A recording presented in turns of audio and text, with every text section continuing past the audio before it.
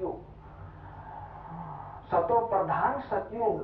फिर सतयुग के बाद आया त्रेता युग, 1250 वर्ष राम सीता का राज। त्रेता युग आया, सतयुग और त्रेता युग 2500 वर्ष भारत में स्वर्ग था। एक धर्म, एक राज्य, एक भाषा, एक कुल, एक मत था। फिर द्वापर युग शुरू हो गया, भक्ति पूजा पाठ शुरू हो गया। देवताएं मार्ग में लग गए, जो भक्ति शुरू हो गई। राजा विक्रमादित्य ने सोमनाथ का पहला मंदिर बनाया, जहाँ से भक्ति पूजा पाठ शुरू हो गया। तो भक्ति करने के अनेक तरीके निकले। इब्राहिम आए, जिन्होंने इस्लाम धर्म की स्थापना की। बुद्ध आए, जिन्होंने बौद्ध धर्म की स्थापना की। क्राइस्ट आए, जिन्होंने क्रिश्चियन धर्म की स्थापना की। शंकराचार्य आए, जिन्होंने संन्यास धर्म की स्थापना की। गुरु नानक जी आए, जिन्होंने सिख धर्म की स्थापना की। अनेक धर्म स्थापकों ने अपने अपने धर्मों की स्थापना की। भक्ति पूजा आदि करने के नए नए तरीके निकाले। तो धर्म तो शांति के लिए, भक्ति भावना के लिए स्थापन किए गए। फिर धर्मों में झगड़े शुरू हो गए, कलह शुरू हो गया, जिसको कलह युग कहा गया। तब इस कलह युग का अंत है। परमपिता परमात्मा शिव बाबा प्रजापिता ब्रह्मा के तन में आए हैं और सृष्टि के आदि मध्य अंत का ज्ञान दे रहे हैं। और जो परमात्मा से विपरीत बुद्धि लोग हैं, वो आपस में लड़ रहे हैं। तो शास्त्र में कहते हैं, यादव कौरव आपस में लड़े, यादवों के पेट से मुसल निकले और उन्होंने अपने कुल का नाश कर दिया। तो परमात्मा से विपरीत बुद्धि लोग बॉम्ब्स, मिसाइल्स आदि बना करके आपस में लड़ने की तैयारियां कर रहे हैं, जो लड़के खत्म हो जाएंगे। जो परमात्मा से प्रीत बुद्धि है, परमात्मा की श्रीमत पर चलकर परमात्मा का ध्यान कर दैवी गुणों को आचरण में लाकर आने वाली सतयुगी दुनिया में देव पद को प्राप्त करेंगे। जो विपरीत बुद्धि होंगे वो लड़ करके खत्म हो जाएंगे। तो परमपिता परमात्मा कहते हैं, अगर मेरे से प्रीत जोड़नी है, मुझे प्राप्त करना है, मेरे दर्शन करने हैं, तो पहले आप स्वयं के दर्शन करो। जब तक आप स्वयं को नहीं पहचानोगे तो मेरे को भी नहीं पहचान सकते हो। दिन भर हम मैं शब्द का प्रयोग करते हैं, लेकिन मैं कौन हूँ जानते नहीं है। तो मैं बोलने वाली कौन है? मैं बोलने वाला मुंह है क्या? तो कौन है मैं बोलने वाली शक्ति? ये मैं को आप जानते नहीं है। तो पहले मैं को पहचानिए कि आप कौन है। ये स्वयं का परिचय प्राप्त कीजिए। जैसे एक बहुत बड़ा मंदिर है और मंदिर में मूर्ति नहीं है, तो मंदिर का महत्व नहीं है। तो ये शरीर एक मंदिर है। शरीर रूपी मंदिर में आत्मा रूपी मूर्ति विराजमान है। आत्मा सारथी है और ये शरीर ये रथ के समान है और ये पंच इंद्रियां घोड़े के समान है, जिसका नियंत्रण आत्मा ब्रह्मकुटी में बैठ करती है। तो ब्रह्मकुटी के बीच आत्मा प्रकाश स्वरूप है, इसीलिए ब्रह्मकुटी में तिलक लगाया जाता है, क्योंकि आत्मा ब्रह्मकुटी के अंदर रहती है। इसलिए कहते ब्रह्मकुटी के बीच चमकता है अजब सितारा।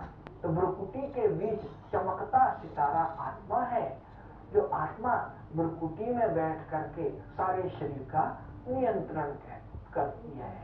आंखों से देखने वाली, मुख से बोलने वाली, कानों से सुनने वाली, शरीर के सर्व कर्मेंद्रियों से कर्म करने वाली आत्मा है। तो आत्मा प्रकाश स्वरूप है। जैसे सर्प में मणि है, जैसे सर्प खाल बदलता है, ऐसे आत्मा एक शरीर छोड़ती है और दूसरा शरीर धारण करती है।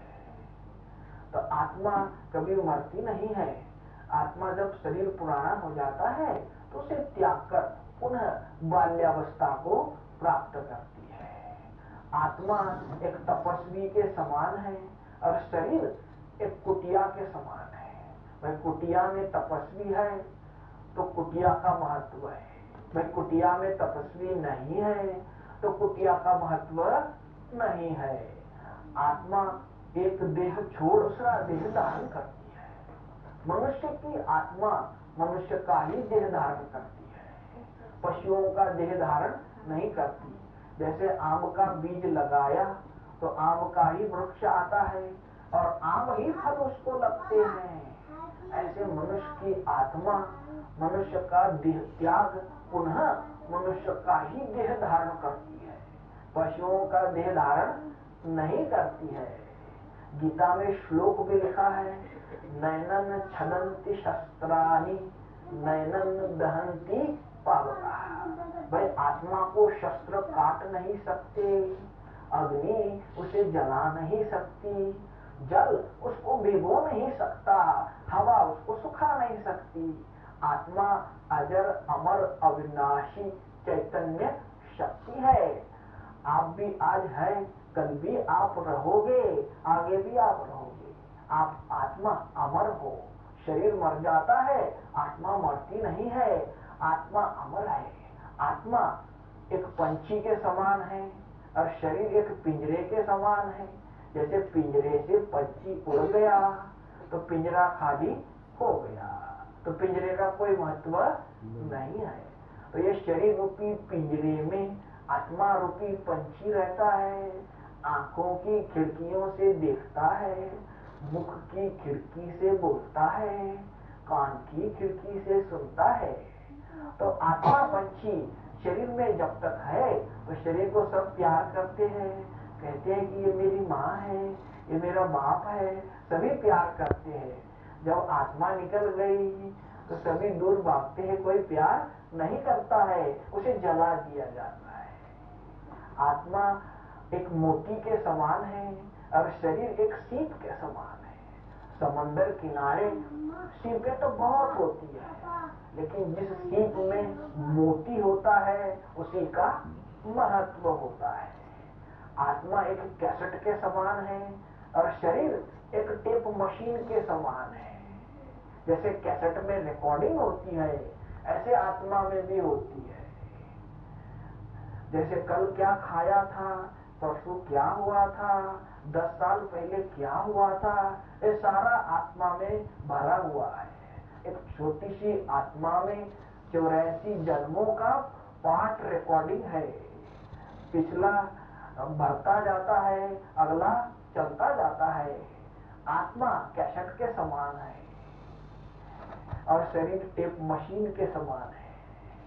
आत्मा मन के द्वारा सोचती है, तो ये मन घोड़ा है जो दौड़ता रहता है। अभी अभी यहाँ है, अभी अभी अमेरिका जा सकता है, मन का घोड़ा दौड़ता रहता है। हवा से भी तेज दौड़ता है, तो हवा से भी तेज दौड़ने वाला ये मन रूपी घोड़ा है। मन रूपी घोड़ा और बुद्धि रूपी लगाम जब मन में बुरे विचार करते हैं तो बुरे कर्म होते हैं, जब अच्छे विचार करते हैं तो अच्छे कर्म होते हैं। जिसे पाप कर्म कहते हैं और इसे पुण्य कर्म कहते हैं। हम एक्टर हैं, जैसे एक्टर लोग भिन्न भिन्न प्रकार के कपड़े पहन करके नाटक करते हैं, ऐसे हम ये शरीर रूपी वस्त्र पहन करके सृष्टि रूपी रंगमंच पर कर्म कर रहे हैं। जैसे पाप कर्म करते हैं तो बोले पापात्मा, जैसे पुण्य कर्म करते हैं, दान पुण्य आदि करते हैं तो बोले ये पुण्यात्मा है। जैसे महान कर्म करते हैं तो बोले ये महान आत्मा है। जैसे धर्म के कर्म करते हैं तो बोले ये धर्म आत्मा है। देवताई कर्म करते हैं तो बोले ये देव आत्मा है। जैसे आत्मा शरीर के द्वारा कार्य करती है ऐसे उसका गायन होता है। शरीर का गायन नहीं होता है, आत्मा का ही गायन होता है। पापात्मा, पुण्यात्मा, धर्मात्मा, महात्मा, देवात्मा, तो परम पिता परमात्मा, जो हम सभी आत्माओं को पापों से मुक्त करके फिर से मुक्ति जीवन मुक्ति का वर्षा देते हैं, वो है परमपिता परमात्मा शिव बाबा। कभी हम कर्म का यथार्थ रहस्य, कर्म का दर्शन, कर्म का ज्ञान हम प्राप्त करते हैं। जैसे एक बच्चा जो